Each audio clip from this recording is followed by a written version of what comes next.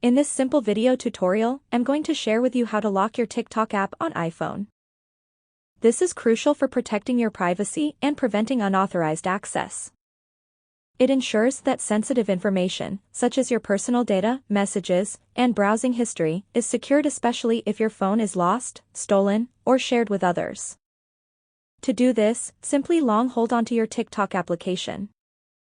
You will see this option of Require Face ID. You can either choose to only enable Face ID or enable it and also hide the TikTok application. Select on Require Face ID and it will automatically get enabled. Once you open your TikTok, you will first have to enter Face ID to get access to it. To remove it, it's the same process. Simply long hold and select Don't Require Face ID. That's how easy it is to enable Face ID on your TikTok application. If you have any questions, just let me know in the comments section down below. Please don't forget to leave a like, share and subscribe for more video tutorials like this one.